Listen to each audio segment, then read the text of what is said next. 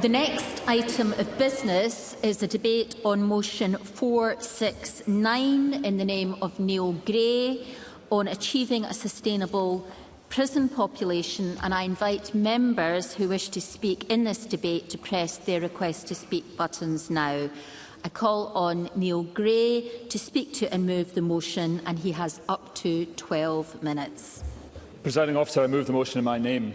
My visit the day after my appointment as Justice Secretary was to HMP Edinburgh to see the level of pressure faced by the Scottish Prison Service due to an increasing prison population. It is clear that staff want to focus on rehabilitation and reducing reoffending, but that it is increasingly difficult to do. I want to put on record my thanks to the dedicated prison officers and staff across the prison estate who are working tirelessly to maintain a safe and supportive environment for those in their care. Presiding Officer, while recorded crime overall has fallen in Scotland over the longer term, there have been a marked increase in the reporting, investigation and prosecution of serious offences, including sexual crime and serious organised crime. I welcome our justice system, through the police and the courts, ensuring justice is done. And I know victims show enormous bravery and trust in our legal system in reporting crime, something I want to continue. We are strengthening confidence in the justice system and ensuring police, prosecutors and the courts have the powers that they need to bring perpetrators to justice. And I am, of course, concerned by the rise in sexual crime and domestic abuse crimes. While victims have confidence to come forward, including on historical crimes, we must remain focused on tackling such horrendous crimes and, importantly, prevent them happening. We are taking action to strengthen confidence in the justice system and ensure the police and prosecutors and the courts have the powers that they need to bring perpetrators to justice. Sexual and domestic abuse crimes are overwhelmingly perpetrated by men against women, and ultimately men must change their behaviour. The Scottish Government-funded Caledonian System is a good example of a community-based programme that aims to address the behaviour of men who have been convicted of domestic abuse, alongside providing support to affected women and children. My priority is to prevent crimes, but when they do happen, prisons must be a safe and effective place where such offending behaviour can be challenged and addressed through programmes and other rehabilitative work. Presiding Officer, there are more individuals remaining in prison longer, creating a cumulative demand on capacity across the estate, whilst also meaning the population is increasingly more complex to manage, including dealing with health and social care needs. Presiding Officer, I make no apology for serious crimes meriting serious sentences. Scotland shows a clear and persistent trend of increasing average custodial lengths, including a 37% rise between 2014 and 2015 and 2023-24. These figures should not be interpreted as solely attributable to sentence inflation, because other factors, such as the mix of offences heard in court, also continue. The remand population also remains high, with what can be complicated, detailed cases taking longer to conclude. And Scotland is not unique in experiencing prison population pressures, with many comparable countries recording increases in their prison population, but being one of the highest in Western Europe must be addressed. I will. Stephen Kerr. This is the Cabinet Secretary giving away. He's making a point about the remand population. He's quite right. I mean, it's 1 in 4 of the current prison population are on remand. The reality is that there is a slow throughput of these those individuals held on remand. And that's because of the backlog in court cases, especially at the High Court. So what specific measures will the Cabinet Secretary bring forward to speed up the appearance of these individuals in the High Court to face justice?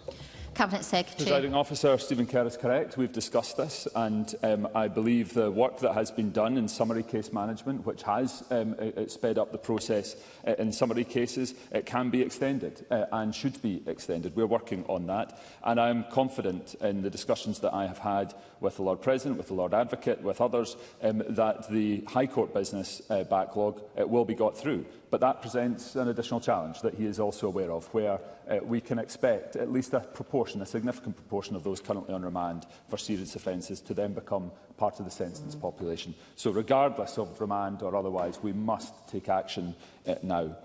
Scotland has taken a number of steps to alleviate these pressures. Reconfiguration of the prison estate realised around 400 additional places, and 2 further new prisons will deliver a further 460 spaces. I expect HMP Highland to be completed in spring 27, later than planned due to construction issues, and HMP Glasgow, which I visited last week, in 2028.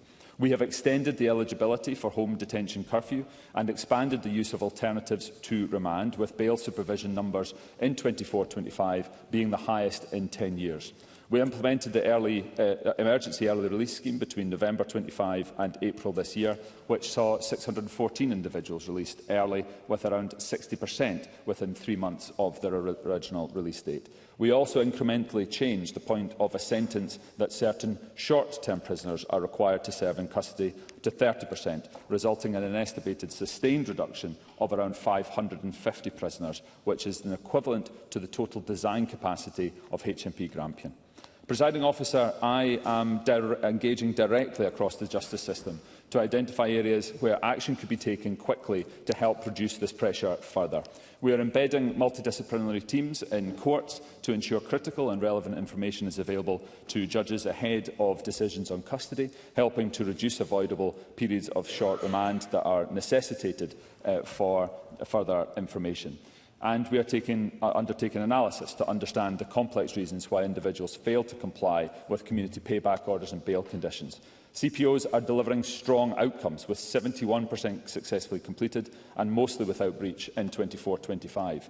I believe we can do better to address the reasons behind breaches and improve this success rate, and I am working to identify what interventions and support will drive improvements in compliance, thus reducing avoidable short-term custody.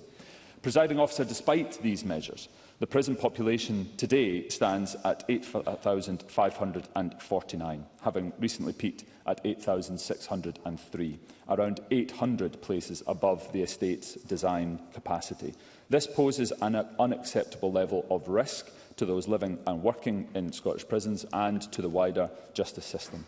Additionally, reasonably worst-case long-term projections indicate that without action, demand for prison places will rise to around 9,500 within the next decade.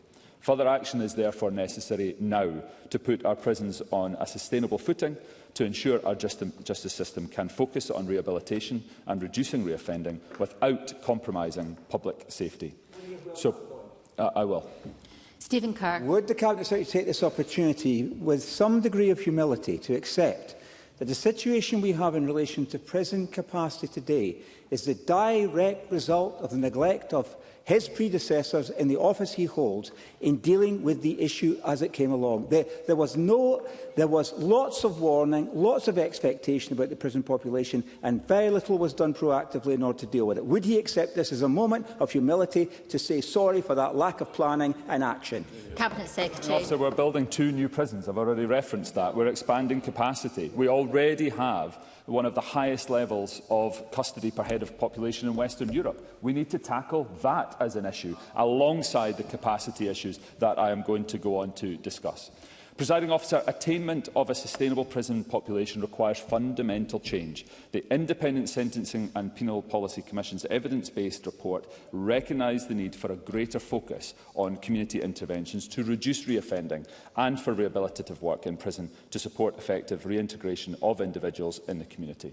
The Commission was clear that prevention is the most effective route to a sustained reduction in the prison population. This is my first priority: preventing crime before it happens, reducing the number of victims as a consequence. Therefore, this Government will continue to intervene early to steer people away from crime and focus on areas such as substance dependency, health, poverty, homelessness and employability, all significant contributing factors to offending.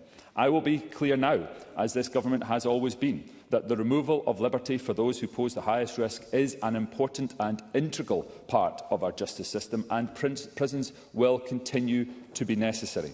But we want to see less crime, so we have fewer victims, which is why support is needed even after an offence has been committed to minimise risk of reoffending and returning to prison following release, which is why my priority is to ensure prevention of crimes and also prevention of further reoffending behaviour. So, Providing Officer, this makes financial sense. Every prison place costs us over £52,000 a year. This financial year, we're spending nearly £510 million in resource funding for SPS to run our jails. Yet evidence shows that community sentencing in areas such as non-violent crimes is more effective, with the reconviction rate for those given community payback orders in 22-23 at 28.6%, compared to 53.2% for those completing custodial sentences of 1 year or less.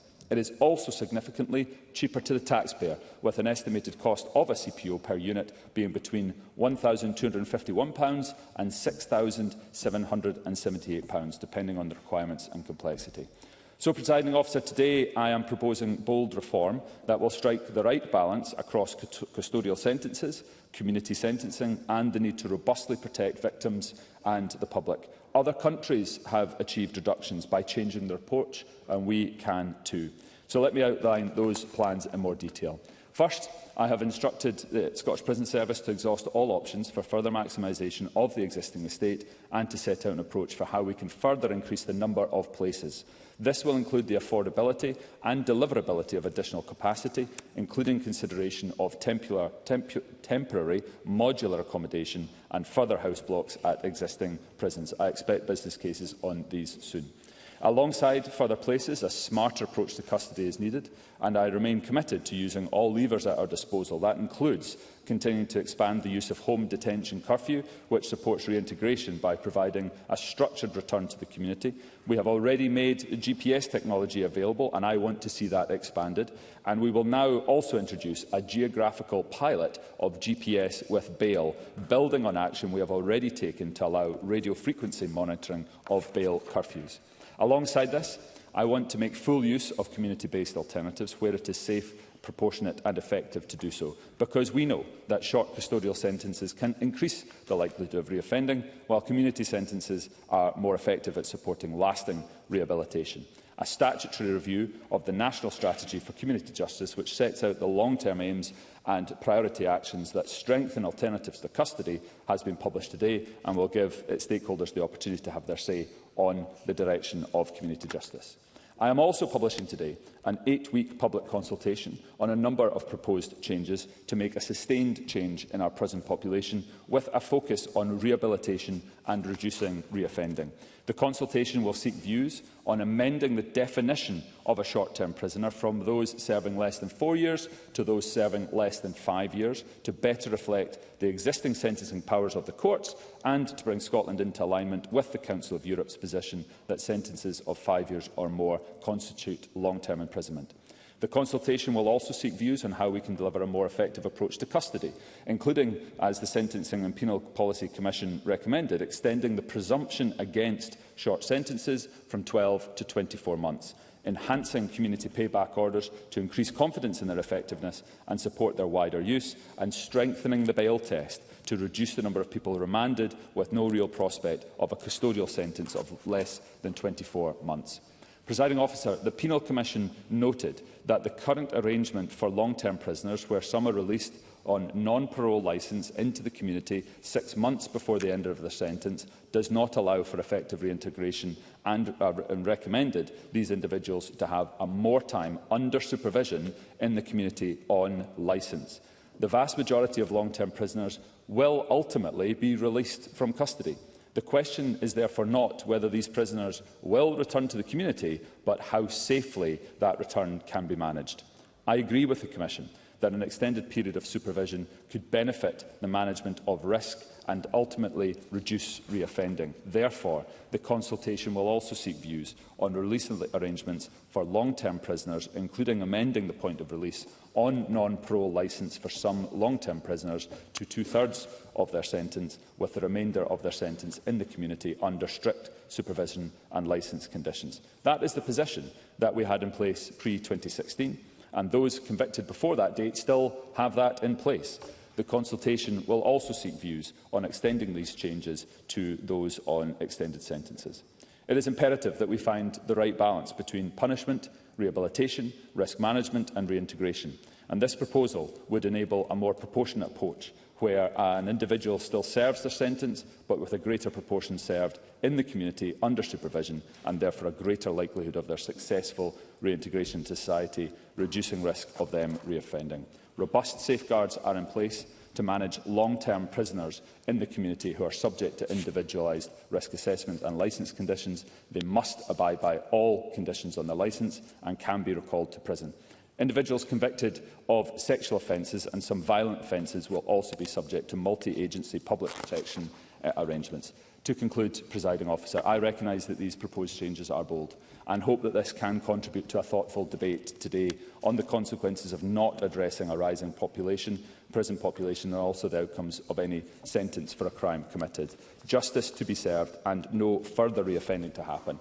Therefore, change is needed, and the consultation provides an opportunity to hear the views of victims, partners and the wider public on all of these measures. And I can assure colleagues that my officials and I will continue to work with victim support organisations throughout that process.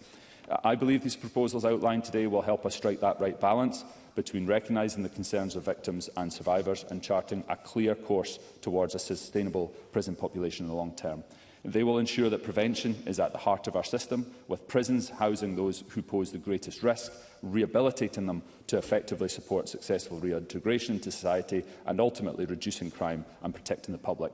Less crime, fewer victims, something we all wish to see.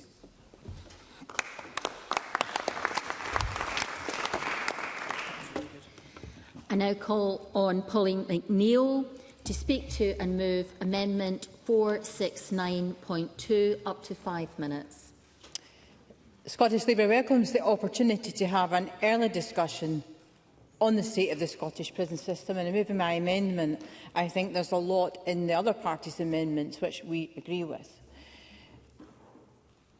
But this is a considerable announcement we've just heard. I'm going to address some of it, but albeit briefly, and I hope the presiding officer would consider that we've all just heard this an hour ago and we're going to try and respond to it. But I want to start by reiterating what I've said before, that it is a national disgrace that we are nowhere near right now solving an overcrowded prison system, which is making it extremely difficult for the management of prisoners, for staff and prisoners themselves. We are breaching international standards and human rights, and we have heard that consistently from Her Majesty's Inspectorate. I have consistently raised my concerns about prisoners not being guaranteed time out of their cell, and the number of prisoners that have actually written to me as a criminal justice spokesperson that cannot get access to the rehabilitation programmes that are vital for them to be considered for release into the community. So I think we have to be clear about the very severe state of the Scottish prison system. I don't believe that it was inevitable. I think Stephen Kerr was alluding to this in his interventions, because the reality is that 20 years of SNP government, ministers haven't even considered that there might have been an increase in the prison population. In fact, Henry McLeish warned it in 2008. He's not the only person. There have been warnings that this could happen, and this is where we are. Now, the Cabinet Secretary has taken up his post, and I respect that he's at least attempting to put some bold proposals out there. I want to address just some of them briefly.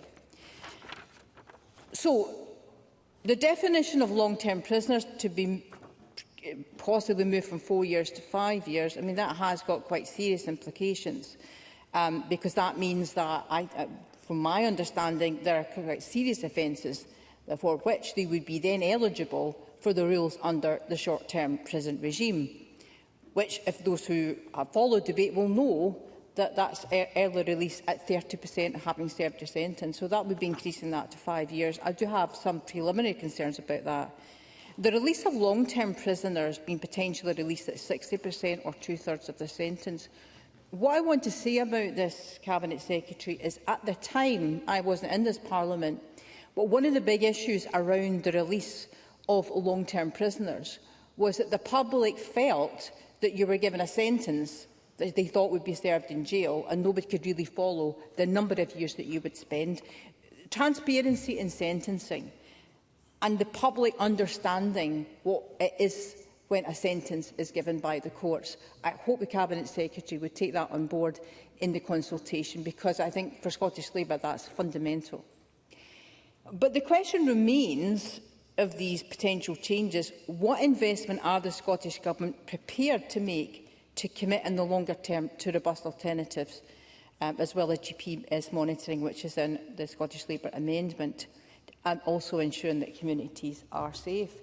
And I don't mind saying I've had this conversation with many previous Cabinet Secretaries, where Scottish Labour has said that we are in favour of robust alternatives to custody, but I don't feel in a very long period of time there's been any serious approach to this. Community sentencing cannot be a tick box. Of course I will. Cabinet Secretary. I recognise Polly McNeill's long-standing commitment to looking at community alternatives to custody. Does she welcome what I am setting out to do in providing an expansion in GPS technology, both for bail management and for home detention curfew, in order to give that reassurance around community management of offenders? So yes, I do, and what I'd like to see is some early indication of additional investment for GPS technology. When you look at all you would need to do to provide safety for communities, I think GPS technology is something you would do front-ended. Karen McCluskey, Head of Community Justice Scotland, has pointed out that good structured unpaid work helps repair the harm that people have caused and gives them a purpose. We know that. Now, there is power in seeing the results of your labour, but we do need these sentences to be more robust, and we need sheriffs presiding over these sentences to have confidence in that. Another reason for our overcrowding prisons is extremely high offending rates, particularly for those short-term prison sentences being a revolving door. I mean, all the things we already know about the justice debate, that more people actually, but there's evidence to show that on community sentencing there's less reoffending. And the rate is far lower if you're given a community sentence payback order with just 1/4 of those reconvicted within a year. The member can't take an intervention as she's already in additional time. I just wanted to conclude with this specific point on deaths in custody, which the Criminal Justice Committee had a brief chat about on Wednesday morning. There was a promise in the recommendations that families would get unfettered access to the prison system to understand what happened. It's an example of a recommendation that has not been enacted. My plea is, in this parliamentary term, can there be more implementation of things that are already being recommended in the first place? Otherwise, I think the public will lose confidence or further confidence in the justice system. I now call on Amanda Bland to speak to and move Amendment 469.1 up to 7 minutes. Okay. Thank you, Presiding Officer. I move the amendment in my name, and thank you, Cabinet Secretary, and to Pauline McNeill.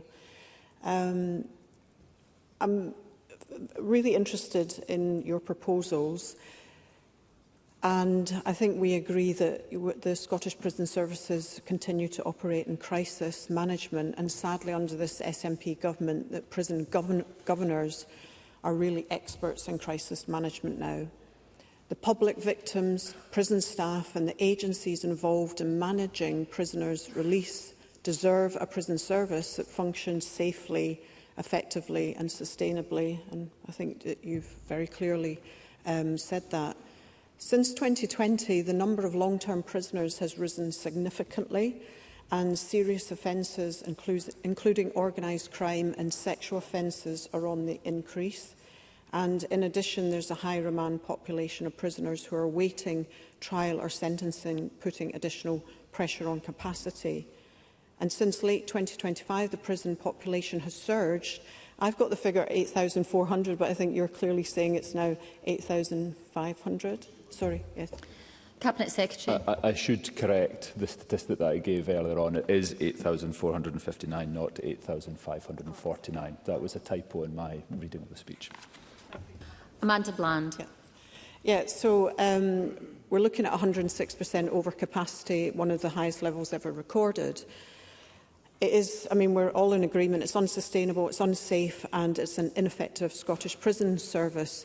After 19 years of SNP government, they failed to expand prison capacity quickly enough and failed to divert this crisis with an effective approach to reduce reoffending. The delayed replacement and construction project HMP Glasgow has worsened this situation, and you've mentioned HMP Highland, which is which is also delayed further. HMP Glasgow's got escalating costs are eye-watering, originally estimated between 100 to 400 million that rose to 1 billion, with a prisoner capacity of 1,344. So I guess the question is for the Scottish Government, are you satisfied that this is a sustainable approach going forward, both in terms of costs, prisoner capacity and satisfying the public that this is value for money? And I hear that you're planning some pods and different things on existing prisoner estates, I presume, to increase that capacity at a quicker pace. Barlinnie Prison, originally designed to hold 987 prisoners, now frequently holds 1,400 prisoners, depending on the daily intake and transfers. However, I understand that this SNP government is pinning all its hopes on early release, prisoner release, rather than the long-term planning to establish a prison estate that's fit for purpose with sustainable funding models, but I think you've added some information to that already. This is putting the public, victims and prison staff at risk. The message is clear. The Scottish Government is failing our prison service and they're soft on crime. Overcrowding and crisis management using desperate early release measures are designed to mitigate years of government failures, and these are high-risk strategies for the victims and the public who deserve to be and feel safe. The Prisoners Early Release Scotland Act 2025 allows prisoners sentenced to less than 4 years in prison to be released after, originally it was 40%, and my understanding now it's 30%, and that 4 years is going to change, of their sentence to be served. And in cases of domestic abuse and sexual offences, prisoners can be released after serving only 50% of their sentence. So the public, quite rightly, are dismayed at this piece of legislation, and they need to know how the Scottish Government will ensure their safety, and particularly the victims of crime. I'm happy to hear that you're discussing in particular domestic abuse and sexual crimes, and that's one of, it sounds like, the government's priorities, because perpetrators of domestic abuse and sexual offences should be given a clear message. Your crimes are completely unacceptable. You're posing a real and persistent danger, especially to women and children, and domestic abuse has become normalised in our society, and that must stop.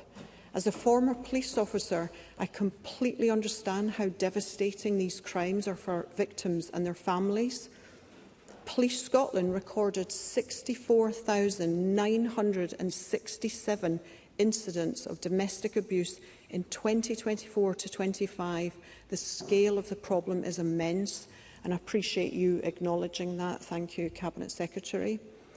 So does the Scottish Government think that serving only 50% of a prison sentence for this type of crime is acceptable? Whilst I accept that some prisoners may be eligible for early release, the Scottish Government, after 19 years of governing Scotland, needs to come up with a better plan than just relying on mass early release. And it sounds like a desperate knee-jerk plan, but I do appreciate, and I'm looking forward to discussing with you on all the measures of rehabilitation and managing offenders in the community. In terms of rehabilitation, we need a fresh pair of eyes on the whole system.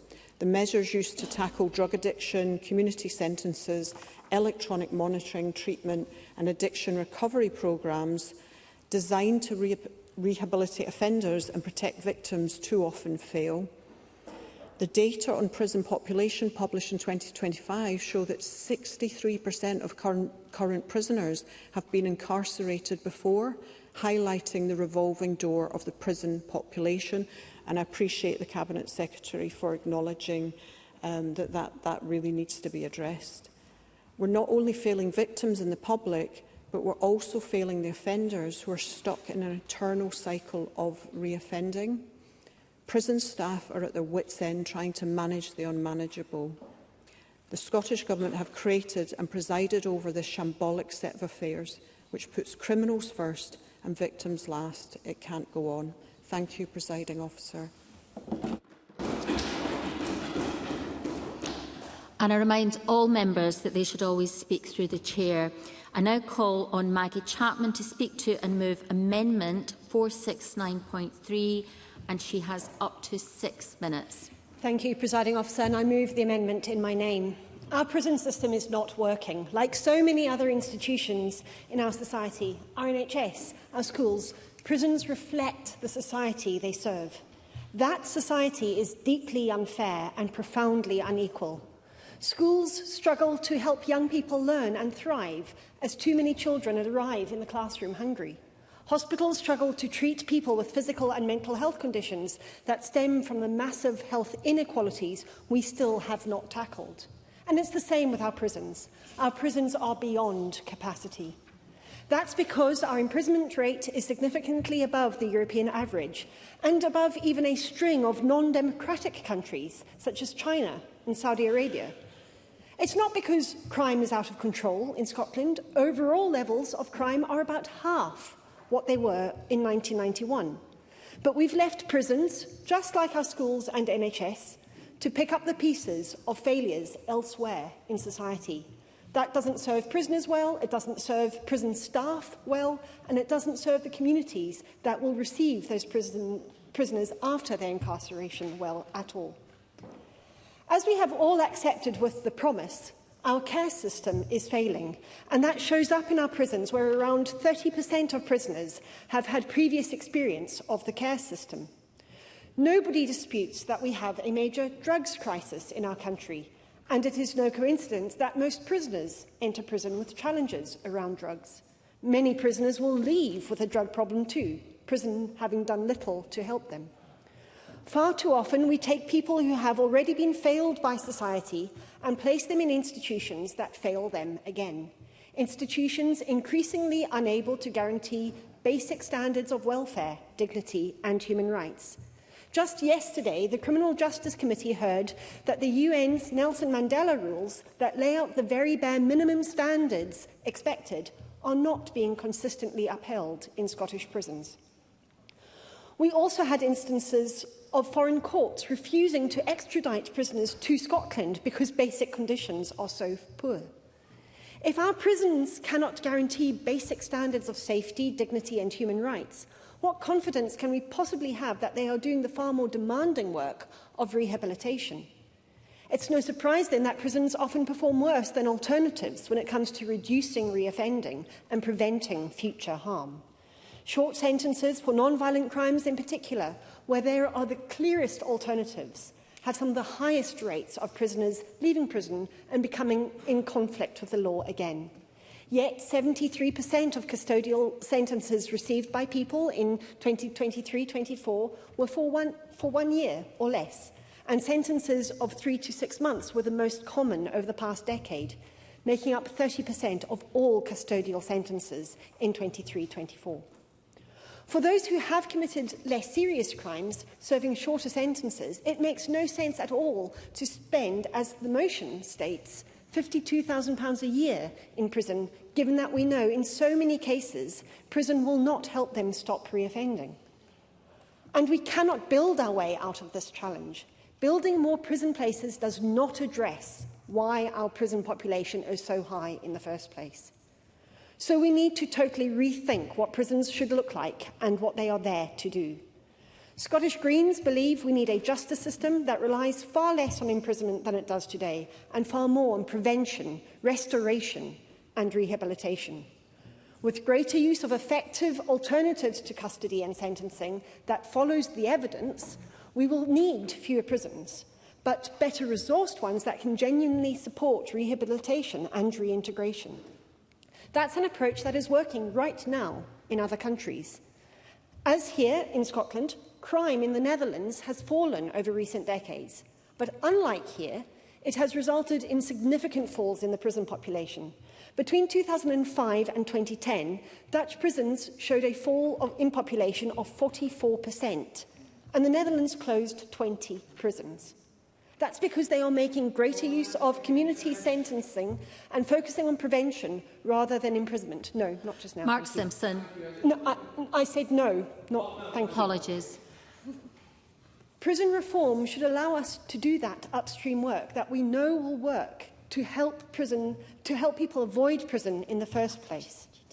The Scottish Government's own penal policy advisers have cited evidence from the Edinburgh study of youth transitions and crime that shows that poverty, poor housing, unemployment and weak community infrastructure increase the risks of social exclusion. They fuel distrust and disaffection and ultimately increases the risk of conflict with the law. And where people do fall foul of the law, those same advisers have said we need much more focus on early intervention pathways, because formal prosecution often escalates problems, increases stigma and limits opportunities for change. Some people pose a significant risk of harm to society. We must have ways of preventing such harm. Indeed, harm reduction must be a cornerstone of our justice system. But for many, I'd argue the vast majority currently incarcerated, women, neurodiverse people, people with mental health issues, the overwhelming evidence is that prisoners not only do not work, but actually make things worse. We cannot keep doing the same thing over and over again and expect different results. There's a word for that. But we don't have to. Other countries have shown us the way. We must understand the socio-economic causes of crime and tackle them accordingly. Where people do commit crime, we must exhaust the whole suite of approaches that work better to punish appropriately and rehabilitate before considering prisons, which most often do neither. And where incarceration becomes necessary, those places must have the resources they need to rehabilitate, to genuinely help people do better in the future. Only then can incarceration genuinely be the last resort, rather than a place where we warehouse the problems society has chosen not to solve. Thank you.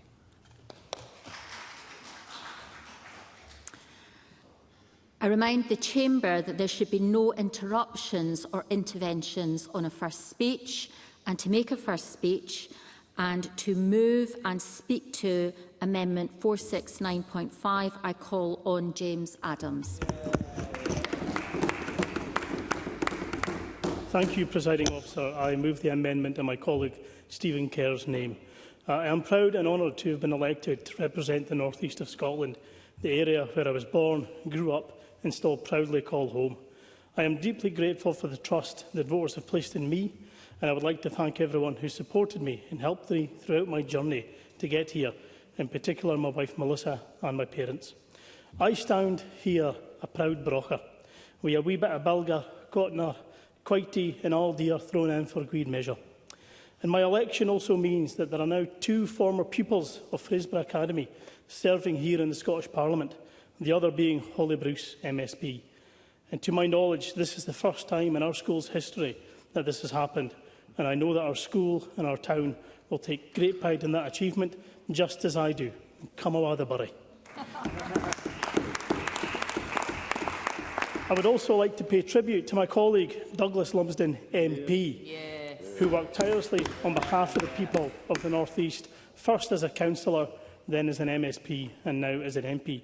His dedication to public service has been an example to many. I stood for election to be a strong voice for the communities and industries that are the backbone of the North East.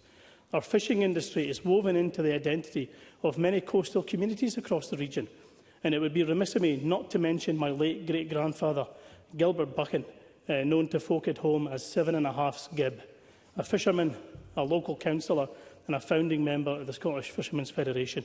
He remains a great inspiration to me and is one of the many reasons I now stand in this chamber. The fishing industry is one built on hard work, skills and generations of tradition, and one I am proud to say that I have family members and close friends who still go out to sea and risk their lives on a regular basis to put food on our plates. Those who work in the sector deserve to know that their concerns will be heard and that their contribution to Scotland's food security will be recognised, and I will do just that. Our farmers and agricultural workers also play a vital role in the life of the North East, yet many face increasing pressures from rising costs and labour shortages to uncertainty about future support. Farming is not just an industry. It is a way of life that sustains communities across our region. The oil and gas industry has been a cornerstone of economic success in the North East and right across Scotland. However, in recent years, many workers and families have faced uncertainty as jobs have been lost and investment has declined. The impact of those changes has been felt throughout communities across the region, and the result in the Aberdeen South by-election last week shows that people are fed up with this government and the Labour government's attitude towards the oil and gas sector.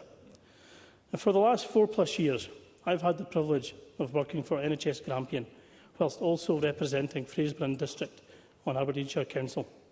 In both roles, I have seen first-hand what the gross underfunding of both organisations has done to local services in my area, and I am committed to keeping pressure on this SNP government and fighting for a fair share of funding for the North East of Scotland.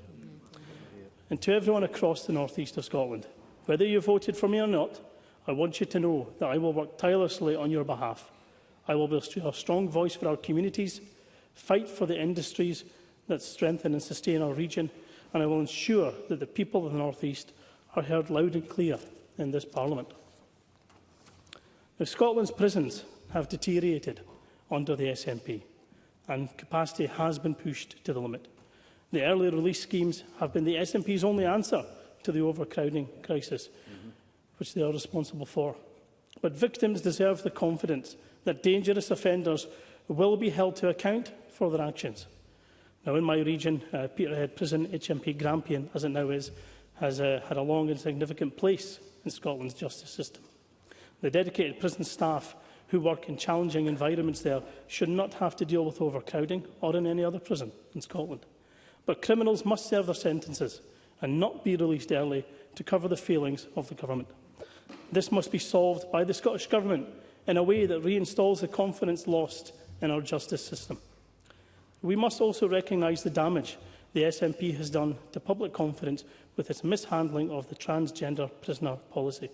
The Isla Bryson case exposed serious failings and raised legitimate concerns about placing biological males in women's prisons. Yes. Public safety, the dignity of female prisoners and the confidence of victims must always come before ideology.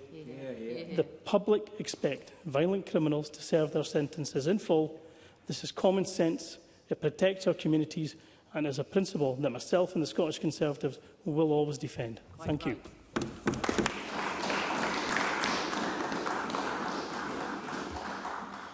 I now call on UP Chow Turvey to move to and speak to Amendment 469.4, up to 4 minutes.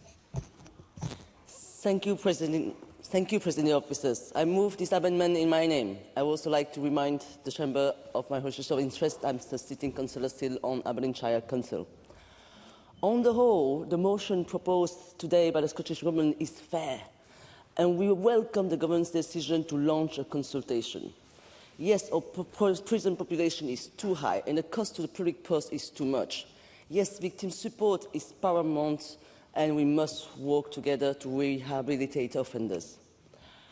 Like much of what the Scottish Government promises, is forward-thinking, liberal and just.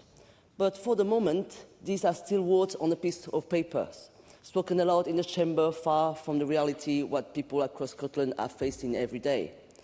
Because Scotland's prisons are again operating at or near critical capacity. Some people are bunked into tiny rooms made for one, confined for 23 hours a day, within a prison estate better suited for the last centuries. This is a serious problem for prison staff, for rehabilitation, for public confidence and ultimately for public safety. But let's be clear, this crisis did not happen overnight, and this is the crux of the matter, and we need to nail the dragging issue together. Presiding Officer, I'm a newly elected member. I share this characteristic with over 60 other members across this chamber, including dozens from within the government itself. We have come here with fresh ideas, renewed enthusiasm and close tie to the community we represent. And with many across this chamber, regardless of party affiliation, I share progressive liberal values and need this issue as well as many others. So I ask them to listen, and to be bold enough to agree because, again, this crisis did not appear overnight. The Scottish Government has known for years that the prison numbers were rising. While we welcome action, we are left wondering why it is yet again reactive instead of proactive. It knew costs were recovering from the pandemic backlog. It knew more serious cases were progressing to the justice system. It knows remand numbers remain stumbling high, and it knows that major prison replacement projects are slipping behind schedule. We welcome the consultation, and we are grateful for the listening ears in our concerns. But we press the government on the timing of the debate. Instead of planning ahead for decades, we have, again, emergency measures. It is simple. Dangerous offenders should be in prison. Victims deserve protection. Communities deserve safety. Prison is a punishment, but should also serve to rehabilitate. We have the tools needed to exist in a just society. With a record high prison population, we need only to look at some of our Scandinavian neighbours, for example, how it can be done differently. But instead of the investment needed, we are left with patching band-aids, while the wraparound care to make sure they have the support when they are back home is seen and increase the risk of reoffending. I call on the Scottish Government in all areas, but especially concerning our prison, to invest, plan strategically and most critically face the fact we need court backlog cleared. We need to fix the root cause of our spending. We need remand reduced when it's safe and appropriate. And we need credible and properly enforced community sentences. We need investment to rehabilitation that cuts reoffending. And we need to plan ahead, but not barely coping from one crisis to the next. My critique today doesn't come from a place of value, but a place of delivery. To my fellow new members across the chambers, please don't let the next 5 years be about us sharing values and disagreeing on delivery. Hold your party to account and take the action Scotland needs. Thank you.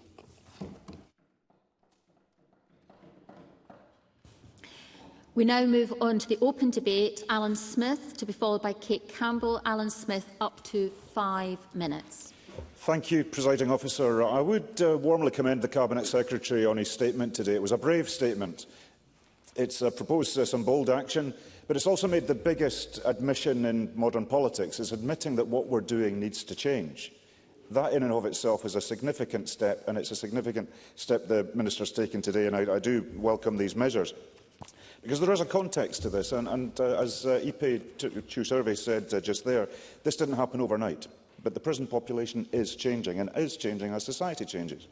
Let's remember that recorded crime is down 49% from 1991. We are living in a safer, happier, more contented society. It just sometimes doesn't feel like it. I will give way, Steve. Stephen Kerr. So Alan Smith has started his speech talking about the admission that we didn't quite hear, but I take Alan Smith's point. But the comment about being a safer society, violent crime is up. Sexual crime, the highest since 1971. For many people in our society, this is not a safer society. We do not accept that the focus of our attention should be on those violent crimes, those sexual crimes, that organised crime, which is on the rise. Alan Smith. Overall recorded crime is down 49% on 1991. And I said myself, you can read the official report, it sometimes doesn't feel like it. And that's where the rest of my speech will be of great interest to my colleague, I dare say. The length of custodial sentences within Scotland from 2015 is up 37%. So there is a change in sentencing that's occurring as we see significant and organised crime particularly taking effect on those numbers. But we do have an issue with the prison population that we need to deal with right now. And as other colleagues have said, prisons deal with the end of the process. Prisons deal with the end of the chain. I'm very drawn to much more aggressive upstream measures to reduce offending in the round, to reduce the number of people ending up in the court service. So we do have too many people imprisoned on remand. I think that's one of the most significant changes that we can see fast in the prison population right now. So I very warmly welcome greater use of GPS, a greater focus on home detention curfew. I think that's a very productive area for us to be looking at quickly, because I think that will effect change in the prison population fast. So that is, I think, to be welcomed. We also have to admit that we have too many people in prison.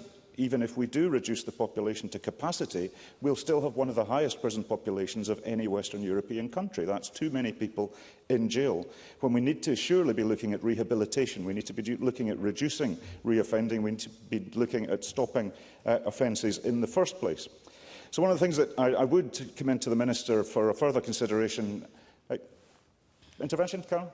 Please. Carol Malkin. Thank you very much. I really appreciate you taking the intervention. Very interested in this upstream, and I'm particularly interested in women, because I feel that we do know that women should not always enter the criminal justice system, but particularly prisons, and perhaps there's more the Cabinet Secretary could do in that area, because there's lots of research in that. Alan Smith. I'd very strongly agree with that point, and thank you for it. I think it's an issue that we do need to look at this in a much wider context than just reducing the prison population. We need to look at why the prison population is as high as it is. We need to look at why people are ending up in prison, because there are other measures that we can be taking to help people not get into that circumstance at all, particularly women. I have to agree with the member. But I would commend to the Minister, the Cabinet Secretary, the idea that we need a strategy for the older prison population. That's also an area where I think we could take a different approach, where there's a number of people who have been convicted of terrible crimes, of course, but their risk to the general population is much less because of age, because of circumstances, than it used to be. And that wasn't in his speech today, but I would suggest it's an issue that would be very useful for us to look into. Because the wider picture has to be looked at. It's not just about the prison population. It has to be the wider picture. The prisons are at the end of the story. They're dealing with the symptoms of the failure of us as a society. And I'm not interested in pointing fingers at any particular party. This is something that we all need to be looking at. Early interventions surely have to be the focus. And I'm very drawn to the Lib Dem amendment today, which I thought was very constructive and has a lot of good ideas in it. And I certainly hope that we'll be accepting it from the government's perspective. I myself, I was a director of Turning Point Scotland, Scotland's biggest social welfare charity for a number of years. I'm not anymore. And we commenced an initiative 15 years ago now called Housing First.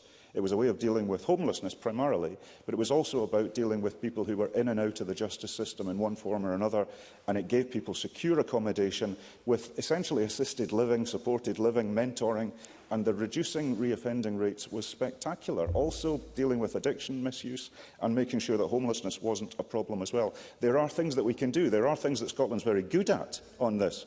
Amanda Bland. Sorry, that sounds like a really interesting idea. Oh, sorry, that sounds like a really interesting idea that you're saying about the turning point. Why wasn't that put in place, that interesting idea, for 19 years in SNP government? I'm not understanding that. Oh, it is, right. Alan Smith, I think the Chamber's designed so that speakers speak through the chair, and that means the microphones work. So if you face this way, then your microphone should work. So thank you. Alan Smith. I'm grateful to Amanda Bland for her comment. She's been a good colleague on the Criminal Justice Committee and, as ever, a sensible question. Turning Point Scotland is a charity. It's independent of government. It's not a government initiative, and it did happen 15 years ago under an SNP administration with SNP support. But I think it's an example of what we could be doing if we look at the bigger picture. And I think we're in danger of missing a trick, colleagues, if we just look at the prison population in itself. There is a wider agenda that we need to take good note of. So I welcome the fact that we are taking steps to reduce the prison population, but there needs to be a wider discussion about this. And I think we're all agreed on that. Criminal justice, community justice as well must be expanded.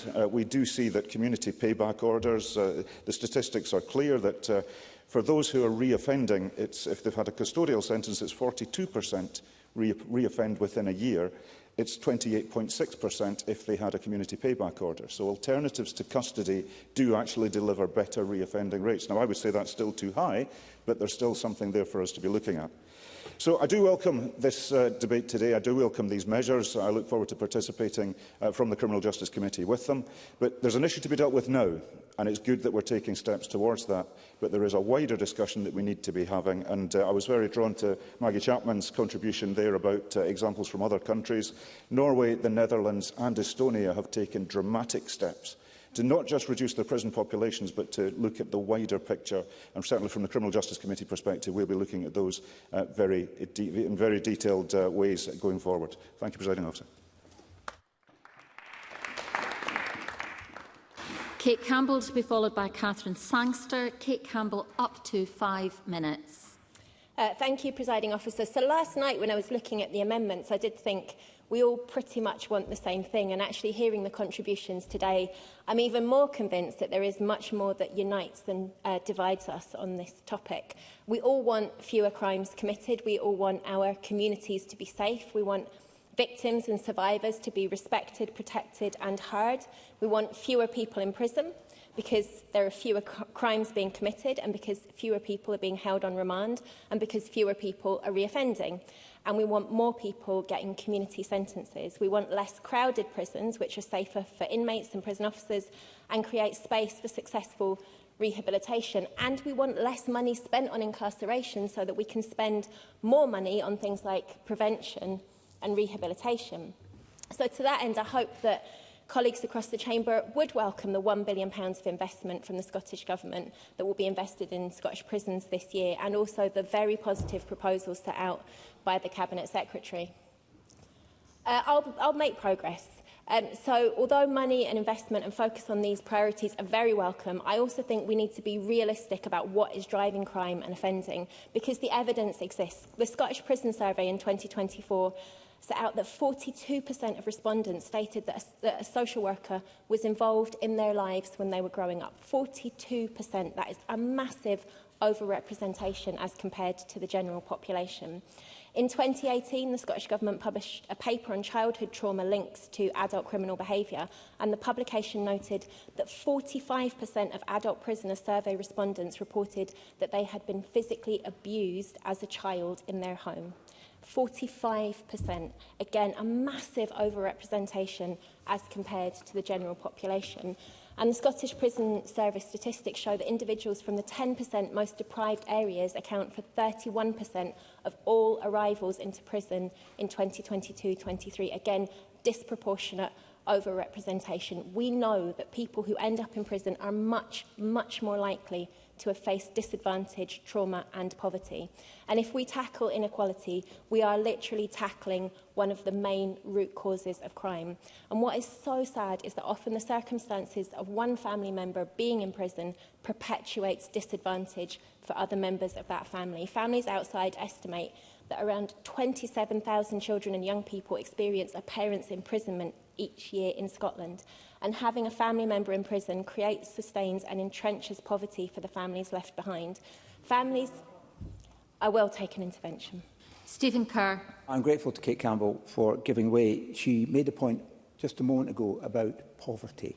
Can I ask her then to agree with me when I say that the last thing we should be doing in this Parliament is agreeing to budgets that involve cuts to the college sector, that put higher education into difficulty financially, or that threaten the number of apprenticeships. We should be growing all of those sectors because they are the golden tickets that take people out of poverty and prevent the social outcomes that she's describing. Would she agree with that?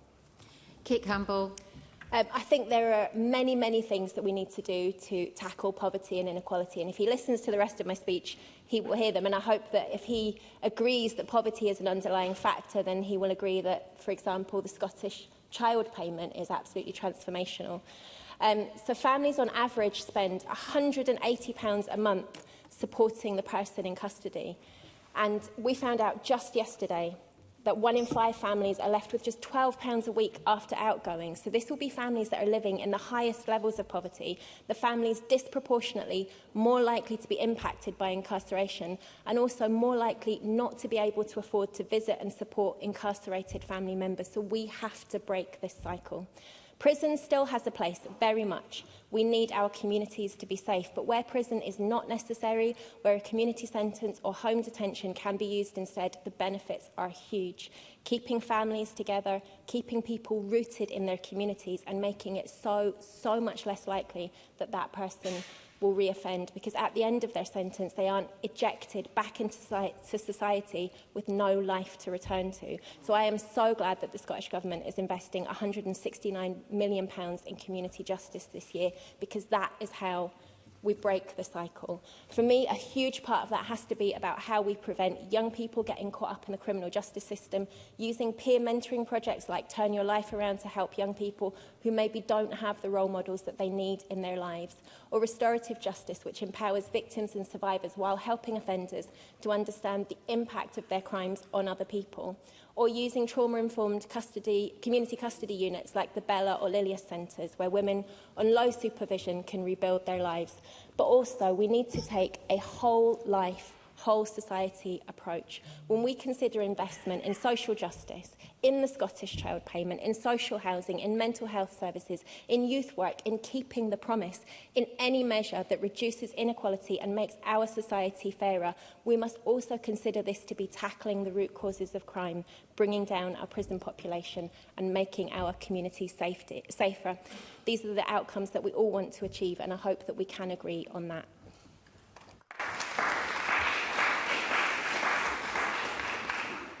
Catherine Sangster to be followed by David Linden. Catherine Sangster, up to 4 minutes.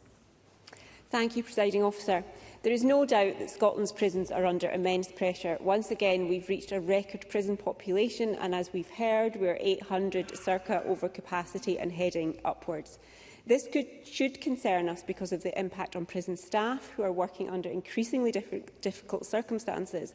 It should concern us because of the impact on prisoners, many of whom are not getting the support and the rehabilitation they need. And most of all, it should concern us because of what it says about the ability of our justice system to deliver effectively for the people of Scotland and keep them safe.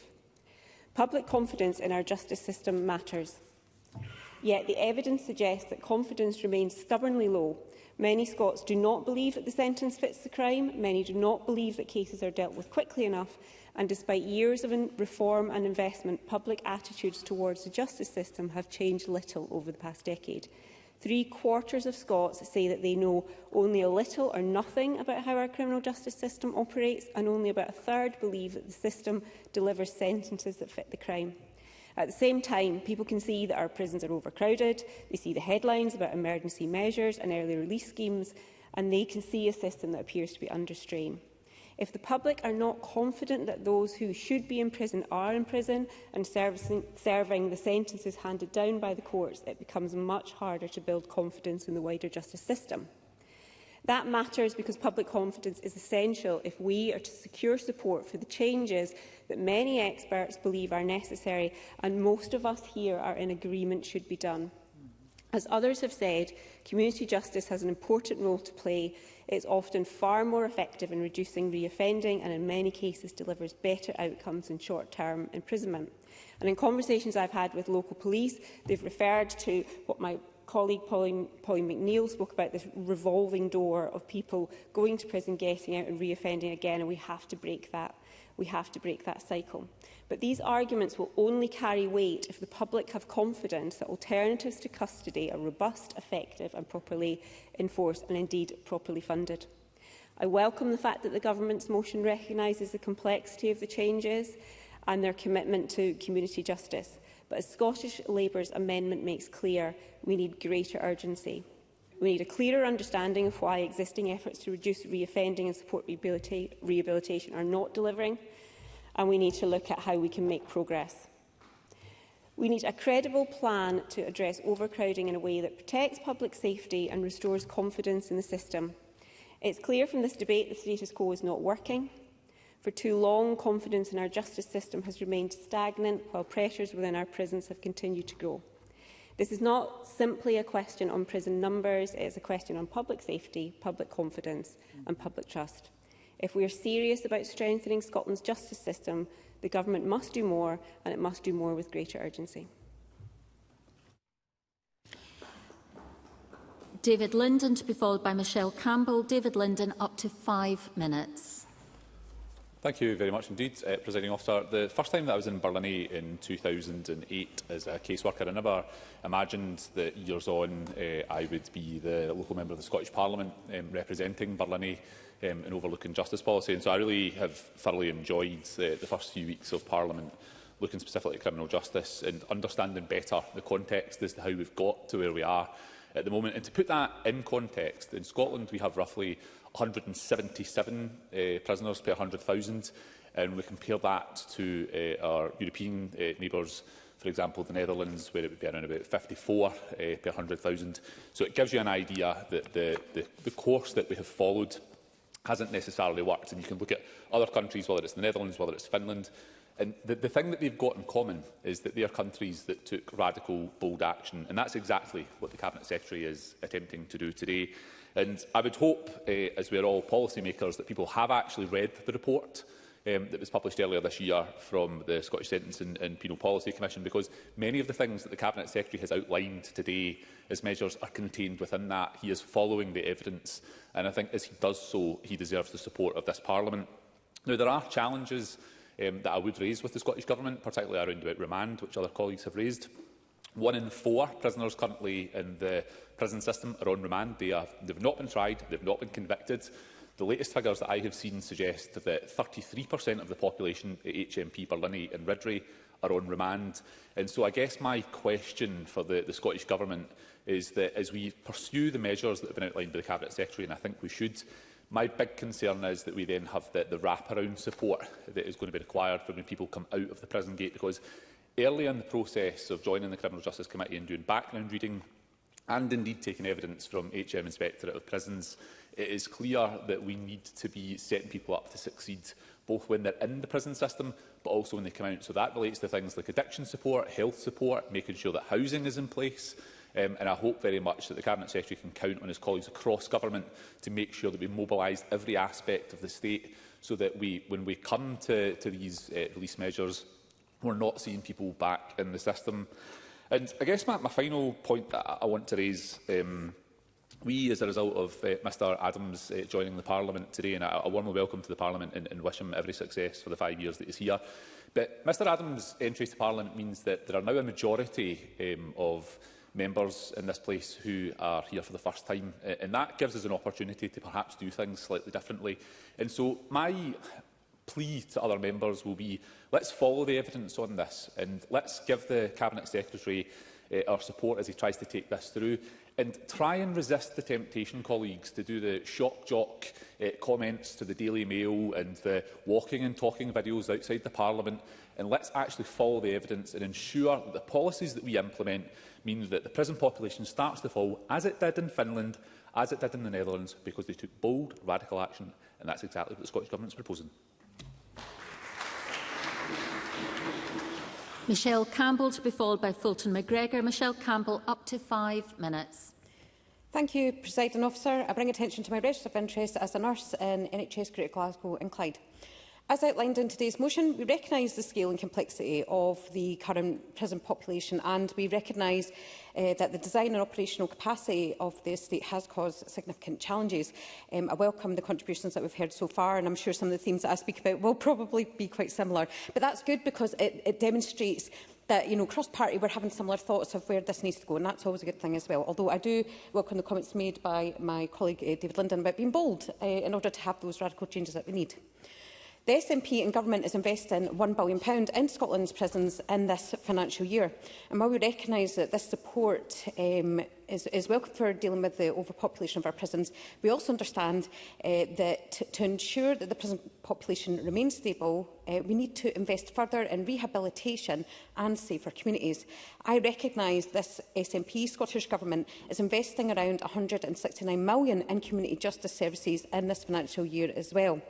Evidence has shown that community-based sentences are often more effective than short prison sentences at reducing reoffending, have a wider community benefit, whilst also allowing for consequences for criminality to be addressed with proportionality. Over my years as a mental health nurse, I have cared for many individuals who have also been offenders. It's important that we recognise that there is specific legislation In the main mental health legislation for Scotland, the Mental Health Care and Treatment Act, as amended by the Mental Health Scotland Act 2015, for those who are deemed to be mentally unwell at the time of criminality, receiving specialist care and treatment within our forensic services. But this isn't the end of the matter. We know that many offenders within our prison population have experienced adverse childhood experiences such as neglect, abuse, addiction within the home and are care experienced. The lives they have lived can have a cumulative impact, and for some, repeat offending and a reliance on institution can become the norm. There can be vulnerability that, if not addressed, can have adverse outcomes for that individual, but as well for all of us as a whole in society. This is why, in my opinion, the work of the Scottish Government that they are doing and carrying out through the Promise is so important, as it directly supports children and families. We know that the Promise exists to support the transformation of how Scotland cares for its children, care experienced adults and families. While we cannot change the past for individuals already in the justice system, we must recognise that the appropriate trauma-based support, family intervention and nurturing relationships that the Promise seeks to provide were not available for many who have already offended. We must also recognise that there are bad people who do bad things.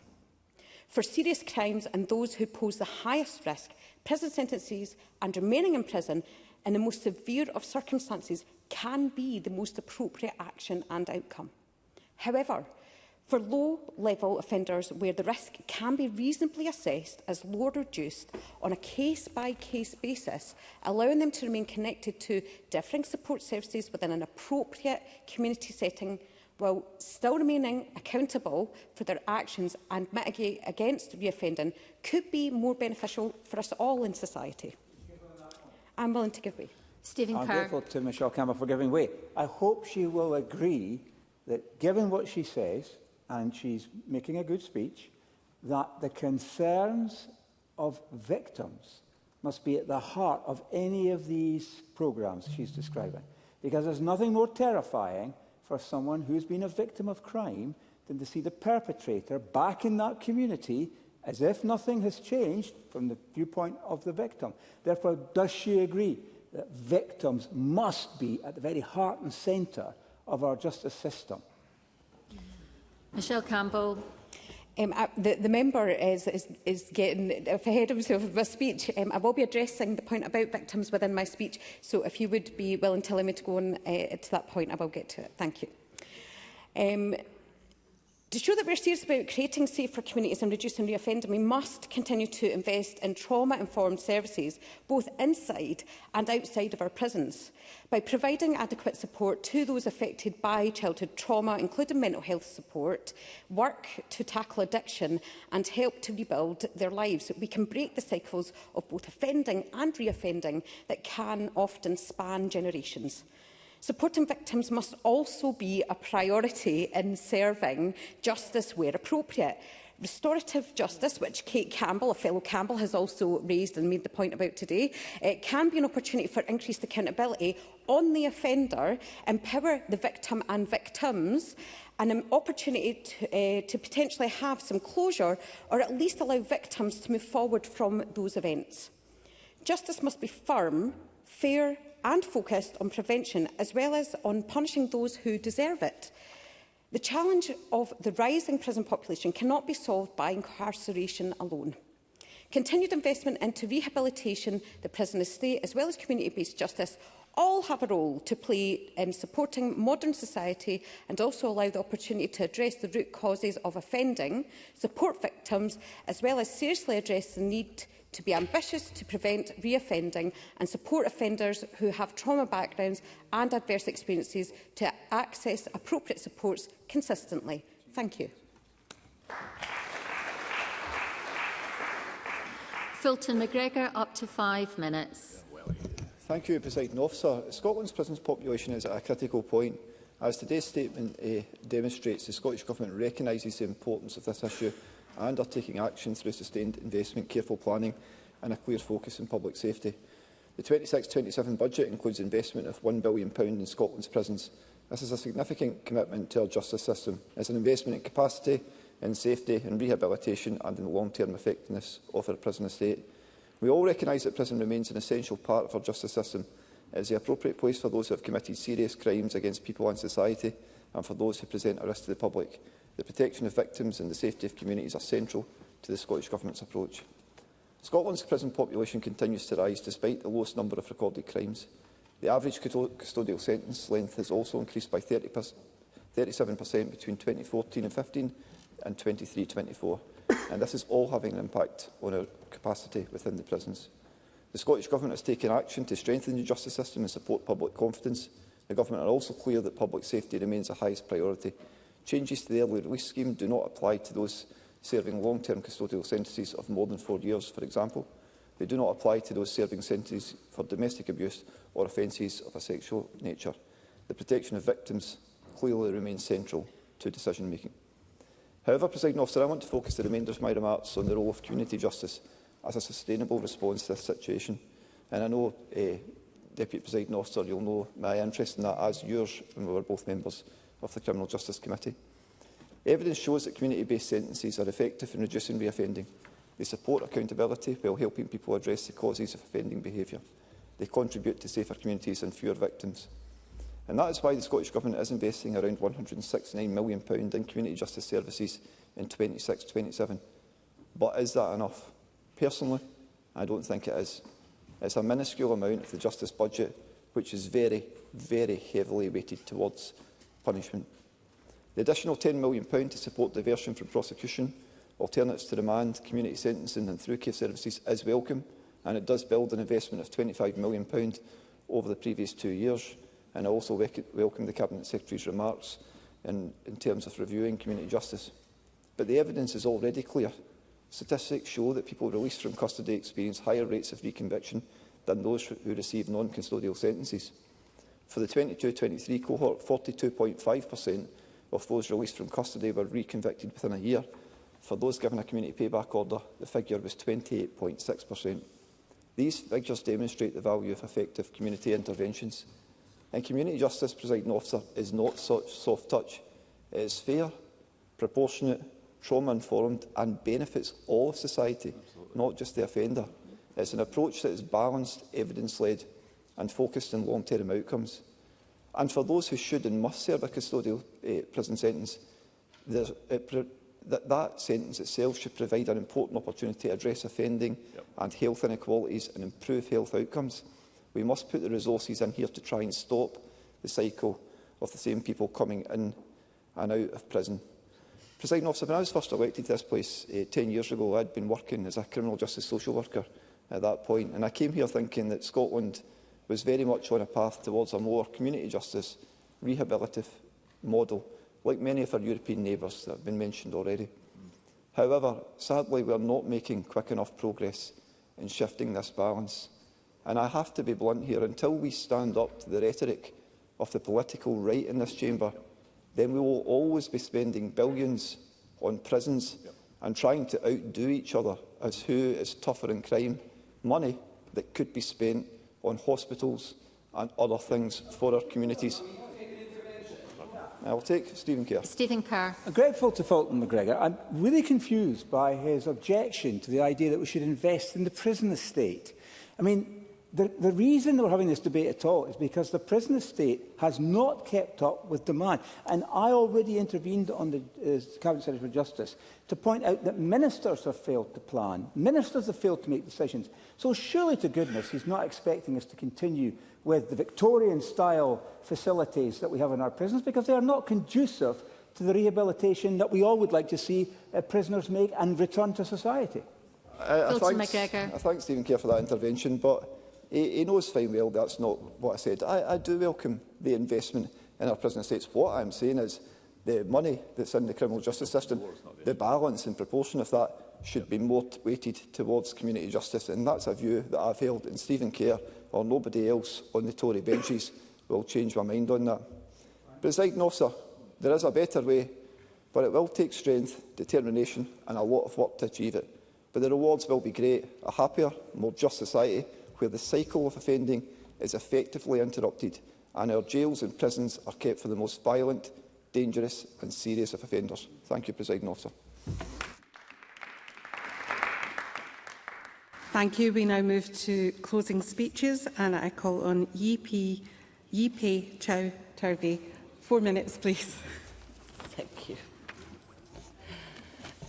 No, it's E like the phone companies, if that's easier to remember. President Officer, just this week I spoke with the family of a man who was released on licence to serve his sentence in the community. He's been tagged with an electronic device. He must stay within the 4 walls of his house from 7 p.m. every evening to 6 a.m. every morning. He cannot leave his local authority and can travel only for work and social purposes. He must serve 300 hours of community services and pay a £3,000 fine. He admitted guilt. It was an act of violence and punishment is appropriate. But we agree with the Scottish Government that to assume prison is the panacea for all crime is to simplify the most complex of issues. As my colleague across the Chamber emphasised today, the aim of our justice system is twofold: to punish and to rehabilitate it. In this instance, a prison sentence would have surely led to this man losing his home. To serve a custodial sentence would have meant that he was unable to work, unable to pay his mortgage, and as a primary carer for his children, a prison sentence would easily have resulted in greater pressure on children and family services at cost to our public purses and to the detriment of the young people involved. Home detention, as a part of wider set of tools to manage a prison population, works. And yet the number of prisoners on home detention curfew is lower now than it was 10 years ago. In the 3 years between 2016 to 2018, an average of 288 prisoners went on home detention at any one time. And during the same period ending in 2025, the average was 87. We have tools at our disposal to manage the prison population. We need to use them. And the same for our prison size. We are going in two very different directions. On one side, we are going for gigantic prisons, and one side with smaller ones, who are more community-oriented. But what are the researchers telling us? Which one suits better for society? Which one suits better for rehabilitation? As so clearly described by Pauline McNeill, I call on the Scottish Government to take the action needed to clear the backlog in the justice system. We do need to reduce the number of people held on remand. As colleagues across the Chamber, several of them stated, offending so often sit hand in hand with complex issues faced by the offenders themselves. We call on the Scottish Government to pour into programming that works to treat this underlying issue, including addiction support, services to improve mental health, and supported housing and families, as Kate Campbell, Maggie Chapman, Michelle have said. Like actually at the beginning, the Cabinet Secretary highlighted, community sentences need to be effective. And I'm again reminded of my discussion with that family of that man on licence in the community. They report a broken community payback system and hours wasted by a poorly managed scheme. For these reasons, the Scottish Liberal Democrats call on the Scottish Government to publish a long-term strategy for achieving a sustainable prison population which commands public confidence. Justice cannot be about one emergency after another. This problem is solvable and has not come as a surprise. I call on the Scottish Government to take hold on the bold decision we need to affect deliverable, actionable differences. It's what we have elected to do. Delivery, action, getting things done. That's why we are committed to deliver in this Parliament, and I call on the Government to work with us, where our shared values align to create lasting benefits for people of Scotland. The current crisis in our prison system is the consequence of years of being on the bottom of the to-do list. The backlogs on the justice system, the delay to the prison infrastructure, and the high remand population, and missing over predictable pressure on the prison estate. It's like that unloved but necessary drawer of doom in your home that you always do last and only find time to sort it when you can't close it anymore. Let's agree to this and move forward with purpose. Thank you, Presiding Officer. Thank you. I call Stephen Kerr. Up to 6 minutes, please, Mr. I think YP Chow Turvey has summed it up very well. This whole issue has been at the bottom of the to-do list. I think that is exactly where we're at, because when you look at the subject of today's debate, as described in the government motion, it's achieving a sustainable prison population, and that is a perfectly reasonable objective which we can all share in. But I will give way. It certainly has not been any further from the top of the pile of my to-do list, and would reflect on the fact that after a month in post, I've presented to Parliament a plan for how we achieve a sustainable prison population. Stephen Kerr. With the greatest respect to the Cabinet Secretary, he's presented a consultation on some ideas that might address this issue. And I think that's a more accurate portrayal of what his statement, as part of his speech, contained. But I'm afraid that I'm not necessarily commenting on the few weeks that Neil Gray has been the Cabinet Secretary. And of course, we approach any new appointment of a Cabinet Secretary with high hopes that there will be words, yes, but there will also be some actions and some delivered outcomes. And therefore, I have publicly welcomed Neil Gray to his position and would wish him, on behalf of the people of Scotland, all of us, that he is successful in achieving the things that we all know need to happen in terms of our justice system. Because Pauline McNeill is right. We are at a low point of public confidence in the justice system. And before we go any further in the debate about how we fix a problem, I think it's instructive that we discuss how we got here in the first place. How did we get to the point where there's 8,300 prisoners in the prison estate in Scotland, which is designed for 7,800?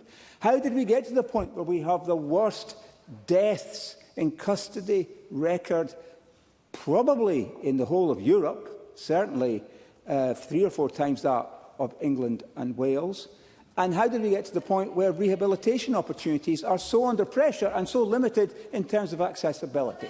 Of course I will. Kate Camp.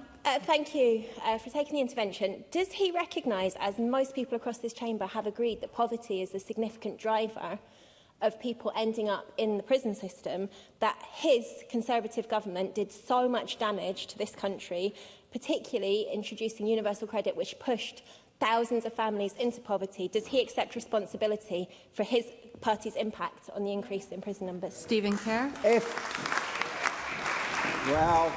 The Cabinet Secretary's got a challenge in his hands, because if that is an example of the kind of knockabout politics that you... Surely not. Members.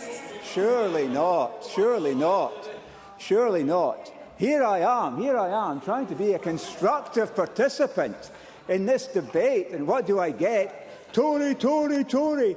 Well, we can have debates like that if you would like, but because I'm quite adept, I think the Cabinet Secretary would agree, in participating in such debates, but I'm trying to be constructive, and we have to take a problem and understand its roots before we can begin to challenge it. I would never not give way to David Linden. David Linden. Mr Kerr will be aware that in 2023, the then Conservative government embarked upon a process of early release. And I'm sure he will also be aware of some of the work that was undertaken by his, indeed our former colleagues at Westminster, Minister Ed Ardgar and David Gauck. So I understand why he might want to look back, but will he reflect on the situation that the former Ministers Gauck and Ardgar did in terms of looking at this stuff and actually come up with some solutions, as we are trying to do today? Stephen Kerr. I stood up to intervene on Alan Smith in order to compliment him on his opening, which was an acknowledgement of the problems we face. I think David Linden also has acknowledged the problems we face in his remarks. All I'm looking for from the Scottish ministers is a degree of humility to say, look, we've got this wrong, and there's another way to do this. And well, that's produced by a government commission, but for those of you who don't know, he's holding up the Independent Sentencing and Penal Reform report. That document certainly is worthy of a good read and of lots of debate, but it's not an acknowledgement by the front bench, which is all I seek, really. It's a very, very small expectation on the part of myself, on the Cabinet Secretary. They would admit they got this wrong. It was at the bottom of the to-do list.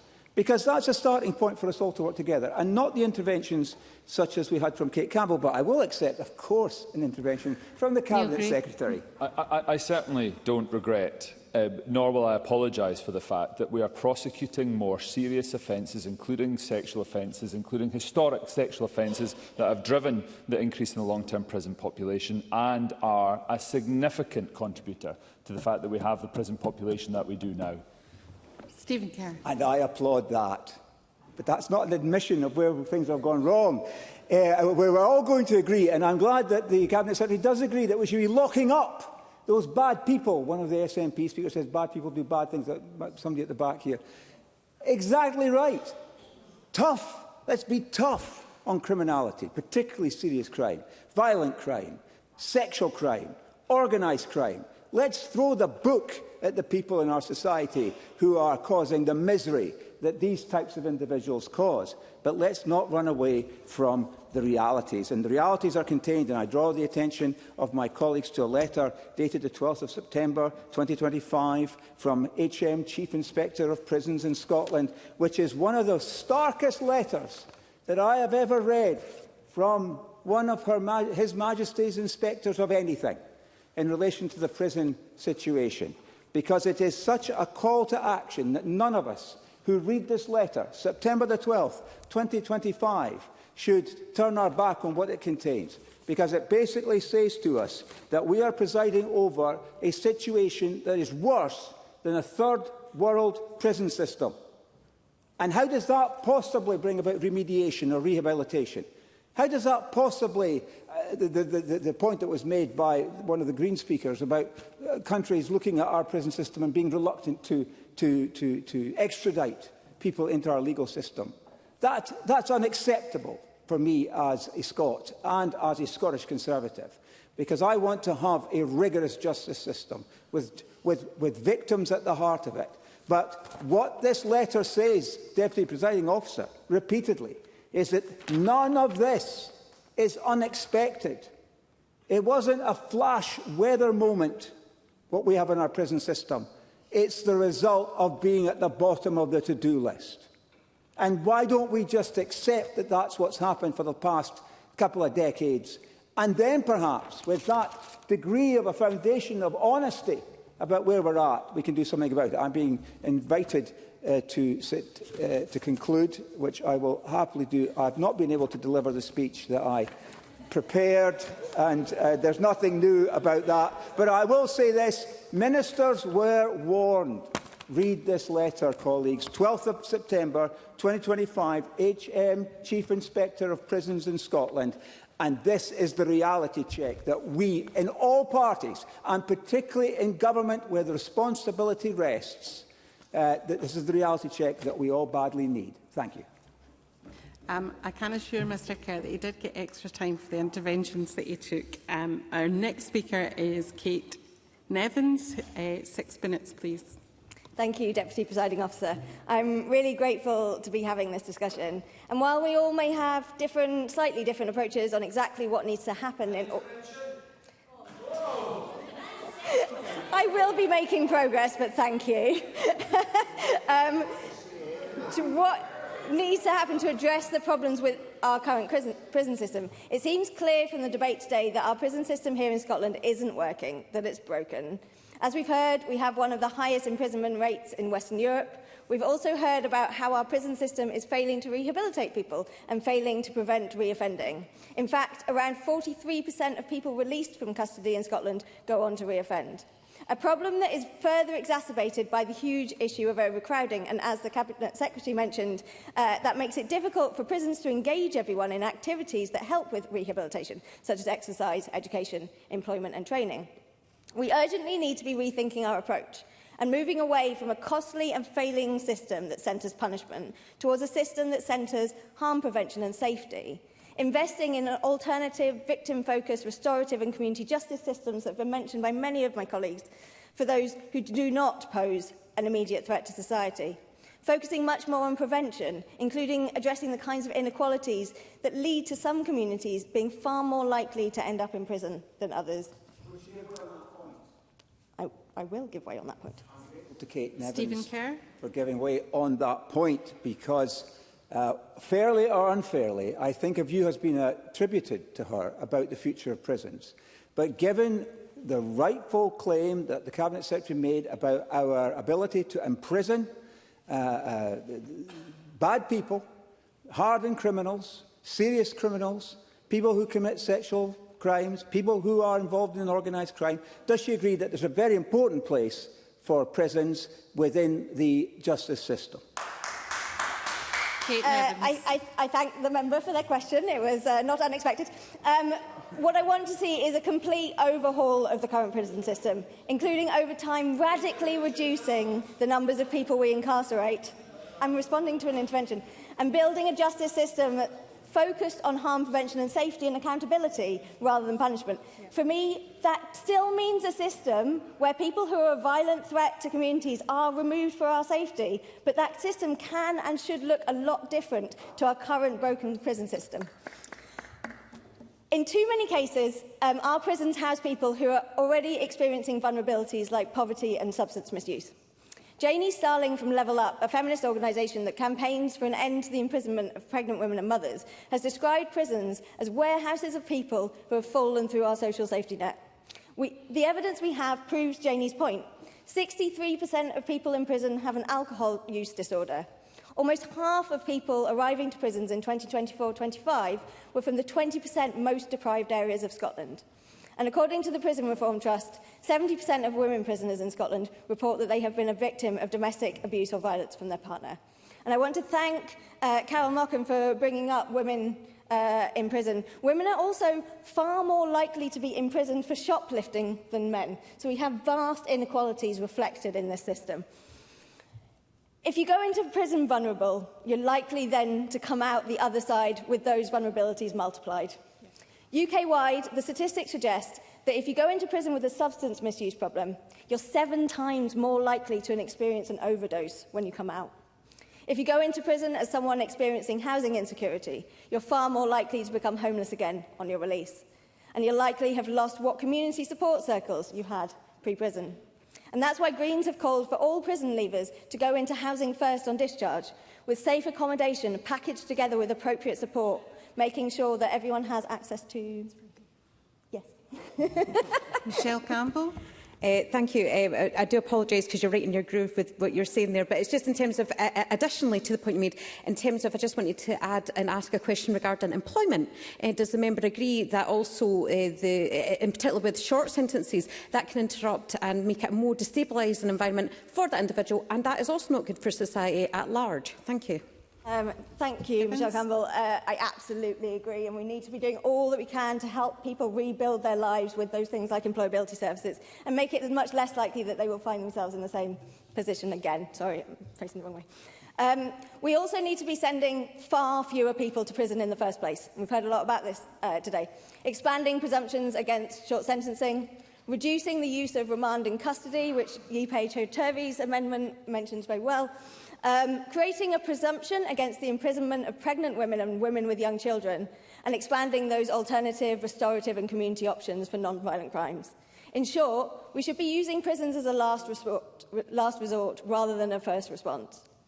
In the final report of the Independent Sentencing and Penal Policy Commission set up by the Scottish Government in 2025, they argued that short prison sentences are not effective at reducing reoffending and often destabilise lives by disrupting housing, employment, treatment and family ties, and that community sentences offer a far more effective route to rehabilitation. And we've heard a number of members this afternoon talking about exactly that, the importance of community justice approaches. As we've heard today, prisons are expensive, costing more than £52,000 per person per year. If we reduce the prison population by 40%, which the Netherlands have shown us is entirely possible, that would free up £180 million that could be transformative for victims and community safety. We should instead be properly investing in victim support programmes, rape crisis and shelters who are providing vital support at a time of massive funding cuts. More prevention programmes that support marginalised communities for whom prison sentences are far more likely, like for care experienced young people, communities experiencing high levels of poverty and racialised groups. and start to tackle the underlying social and economic inequalities that cause people to end up in prison, investing not more in prisons but more in homes, in schools, in youth work, in addiction services, in hospitals, in community health services as part of a transformative justice approach. To close, Presiding Officer, where we stand on this issue depends on what we think the justice system is there to do. And as University of Strathclyde's Professor Mike Nellis has said, there is a price to be paid for confusing pragmatic and justifiable responses in the here and now, because they are available, with the longer-term pursuit of a safer society. If we want a safer society, we need to start collectively reimagining what our justice system looks like and building new systems that centre victims and the prevention of harm. Thank you. I call Mark Simpson, up to 7 minutes, please. Thank you very much, Deputy Presiding Officer, and welcome to the new member from North East Scotland to the Chamber. A couple of weeks ago, one of my first actions as a Reform MSP was to visit HMP Grampians, so I have a particular interest in this topic. I had a good chat with the Governor when I was there.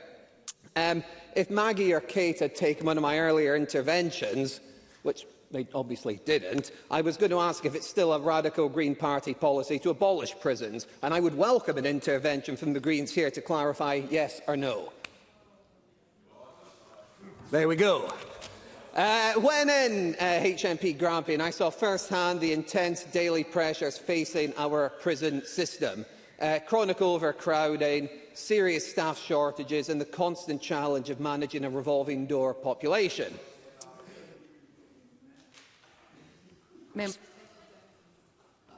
Scotland's prisons are not sustainable, and this is the fault of the SNP government. The latest reconviction statistics make this brutally clear. Nearly two-thirds of current prisoners have had at least one prison sentence in the last 10 years. For those serving short sentences of 3 months or less, the reoffending rate is a shocking 60%. Criminals must serve their sentence in prison in order to break this cycle. Far, far too many repeat offenders in prison. This has become a normalised process for them, and it's not become actual punishment. It's become part of their reality. In a perfect world, we would like to see fewer people in prison. I think that's something we would all like to have. But sadly, we do not live in a perfect world. We live in a country where, sadly, victims are far too often forgotten. As we learned this week, sexual crimes in Scotland have at record highs, up 10% on the previous year, up to 16,430 offences, and this is the highest since 1971. This is a national disgrace. Reform says this clearly: victims must come first. Soft sentences for serious and repeat offenders are failing women and girls, and it must stop. Reform supports mandatory minimum sentences for the most serious criminals and tougher sentences for those who repeatedly prey on others. This is not about being punitive for its own sake. It's about delivering justice for victims and creating a real deterrence. We must also be honest about rehabilitation. The current system is failing badly. Too many prisoners are leaving prison with no job, no stable housing and no meaningful support. These failures help no one, least of all the victims. What we need is both a stronger stick and a genuine carrot. The stick means sentences actually deter. The carrot means serious, properly funded rehabilitation, education, vocational skills and a through care service that gives people a real chance to break the cycle and find genuine long-term employment that means they can provide for themselves, their families and their loved ones. I would love to, yes. Stuart McMillan. I thank Mark Simpson for taking the intervention. I'm genuinely interested because Reform's policies have been about taking money out of the public sector. He's now asking for more money to be spent to actually undertake this through care support. Where's that money coming from? I'm sorry, I don't think I was calling for more money in the system. I'm saying there should be a readjusting of current budgets. A sustainable prison population will only be achieved when we stop this revolving door of the prison that we've got. We need to put victims first, and we need to combine meaningful punishment with effective rehabilitation. Unfortunately, over the last 19 years, the SNP government has failed on this, and it must do better. Quite simply, victims deserve better, and the people of Scotland deserve better. Thank you very much. I call Joe Fagan. Up to 5 minutes, please. Thank you, Can we have Presiding. quiet for the Speaker, please? Thank you. Thank you, Presiding Officer. Can I congratulate James Adams on his spirited first speech in the Chamber? And can I acknowledge, I think, the candour that the Cabinet Secretary brought to the Chamber with his remarks earlier today, and indeed the substance of the Government's motion, because I do believe it sets out in very stark terms the nature of the challenge before the country now. Stephen Kerr referred to the letter that was sent by the Chief Inspector of Prisons, and I think that's a good starting point for us, because she said, and I quote here, "Overcrowding is an invidious and all-pervading evil that affects every aspect of prison life, and that due to overcrowding, it is more difficult for the prison to comply with core human rights, such as access to fresh air. Relationships between staff and prisoners can become more strained. Rehabilitation-focused activity becomes more compromised. Transformational change opportunities are neglected, leaving more risk around the ability of prisoners to reintegrate successfully on release and stay away from crime. Such failures cost money." And she said prisons stop being places of rehabilitation and become warehouses, holding people who may get very little time out of cell. That is the stark reality of the invidious and all-pervading evil in our prison systems, and it is an evil we cannot ignore. But can I say to the Scottish Government, that evil is not new. Now, it's unquestionably the case that the increase in convictions for serious violent and sexual offences is contributing to the growth in the prison population. But policymakers have been grappling with the size of Scotland's prison population throughout the history of devolution. This is not year zero. In his foreword to the Public Service Reform Strategy, the then Minister for Public Finance acknowledged that the vision of the Christie Commission of the shift towards prevention had not been realised to its full potential. And the Christie Commission identified Scotland's prison population, which at that time had been growing year on year, as a prime example of failure demand. Now, while it's true there was a period post-Christie where the prison population fell, it is now back at record levels, and I would contend that that is because we have not sufficiently addressed the underlying factors driving demand in the system, and indeed I believe the Cabinet Secretary accepted that point in his remarks earlier. Now, there are criminals who belong in prison, let's be clear about that. But to build safer communities and make the system more sustainable, more action is needed on remand, more action is needed to break the cycle of reoffending. Repeat offending re-traumatises victims, undermines community confidence in the justice system, and it costs us all. Indeed, the Scottish Government themselves estimate the total cost of re-offending to the Scottish economy to be somewhere between £3 and £4 billion. Now, as Polly McNeill set out, we simply have not done enough as a nation to strengthen our approach to rehabilitation and community justice and to break that cycle of re-offending. And the size of the prison population itself is a barrier to effective rehabilitation, as the Chief Inspector of Prisons has said. We have to build alternatives that can command both the confidence of the public and the confidence of the judiciary, as Catherine Sangster said. And so our message to the Scottish Government is that Scottish Labour are prepared to work across party lines to reduce reoffending and to improve outcomes. And on that note, I do want to welcome the consultation announced by the Cabinet Secretary and his remarks in relation to GPS tracking in relation to bail and home detention curfews. And I would hope in that spirit he might be able to agree with the Labour amendment today. Can I also just acknowledge, I think, a very insightful contribution from Fulton McGregor on community justice. It's not soft touch, and if it is proportionate and well-resourced, it is an important part of our justice system. And I might, on that point, just declare an interest as a local councillor, because I do want to highlight the promising approach of Scotland's first alcohol and drug problem-solving court in South Lanarkshire, and their approach to structured deferred sentencing. That was a collaboration between Hamilton Sheriff Court and South Lanarkshire Council that we can build on, especially if the Scottish Government were minded to confirm their continued support for the project going forward. But this time, things have to be different. on the dashboard of indicators in front of us that tell us something is going wrong with our public services, the prison population has been flashing red for far too long. And I want to conclude with this. The theme of avoidable, preventable failure demand is a common theme across our public services, whether we are debating delayed discharge, the housing emergency or the stubborn gap in healthy life expectancy. There has been a chronic implementation gap, a mismatch between the ambitions of government and the outcomes we achieve.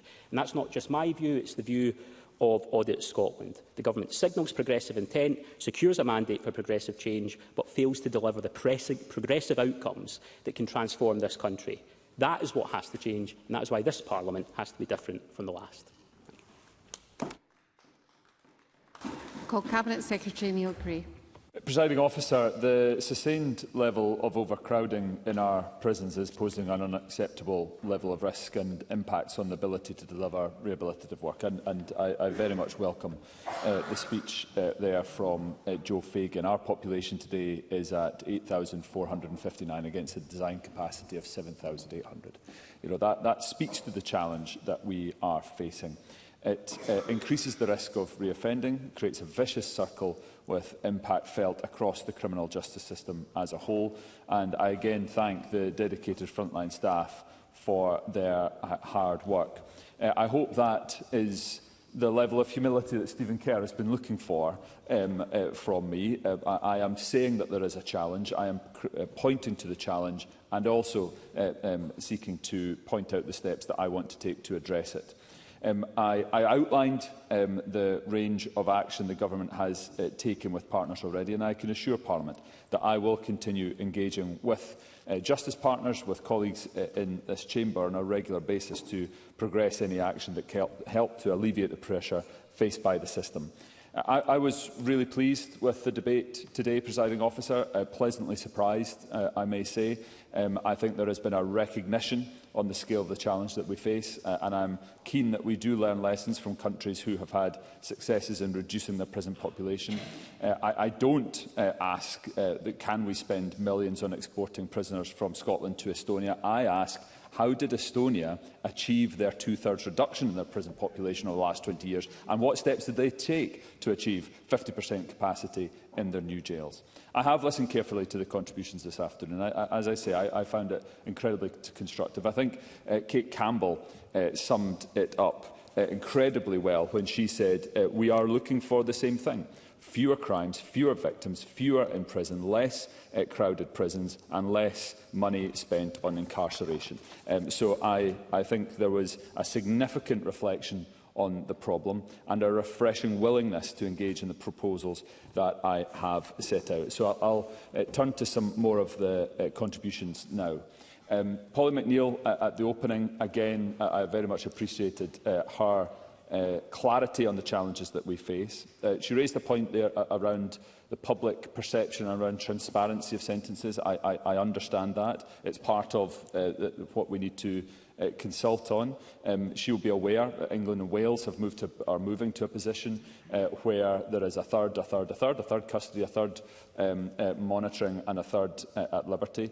And so that puts into context the situation that we are looking to bring forward in the consultation I have discussed. I also absolutely accept her point and the point raised by Stephen Kerr around deaths in custody. That is something that I will be engaging with. I will take away and we will discuss further. Amanda Bland's contribution, I absolutely recognise what she's saying about the escalation of serious sexual and organised crime prosecution. She will know from her background that provides significant additional complexity for our prison system to manage, not least in terms of the segregation of organised criminal gangs. And when we have the prison population where it is, that is incredibly challenging. When she spoke about capacity, I don't think that we can build our way out of this situation alone. We need to take steps around capacity, but what I'm also proposing is how we reduce the population as well. Maggie Chapman's contribution was absolutely right to set out that crime is not out of control. Indeed, she and Fulton McGregor pointed to the fact that crime rates, recorded crime rates, are historically on a downward trend. But incarceration is up and higher than the European average. That speaks to the challenge that we need to grasp. She that point also contradicts some of the points made today that somehow the system prioritises criminals over victims. We are incarcerating more people per head of population than most of Western Europe. We have seen an increase in long-term prisoners over the last 2 years of 600, and we're seeing an escalation of average sentences of 37%. I disagree that we do not need any additional capacity. I believe we do, I must be frank. But I also think she's right to point to the Netherlands, point to Estonia, and examples for us to look to, and international examples as to how they have moved forward. I welcome James Adams to his place. I congratulate him on arriving here in the Scottish Parliament, and I also offer through him my congratulations to Douglas Lumsden on his success. He hails from Fraserburgh. My father is a Tory loon and has links into Aberdeenshire as well. So it was very heartening for me to hear his family heritage, what drives him in politics. And I'm sure, based on his opening speech today, then he will make a significant contribution to this chamber, and I welcome him to it. Of course I will. Pauline McNeill. Thank you. Fulton McGregor made a very important point in his contribution, and I was looking back at the 2016 legislation, which was how we changed what we would deal with long-term prisoners, which is in your consultation. Now, what Fulton said, and I agree with, when you look back at that debate, there was a bit of a, let's say, a bit of a competitive environment about who's going to be toughest in the justice system. Now, that's a difficult thing for politicians. I think it's a big challenge, actually, for the government. And one of the ways maybe you could demonstrate, the government can demonstrate that they are going to show that their commitment to this, to almost balance up what is the reality of the political scenario around justice issues, is that you are putting serious investment into alternatives. And I know you've announced something, but it does seem quite small. I think all parties would like to see some bigger investment here.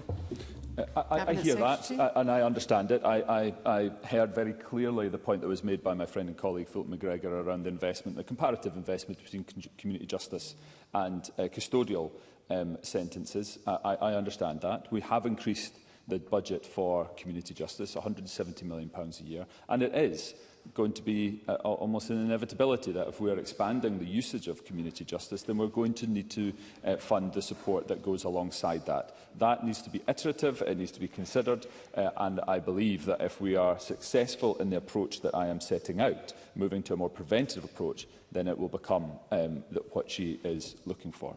Yaipe Chowdhury, I very much welcome her approach and the Liberal Democrat amendment, which we will support.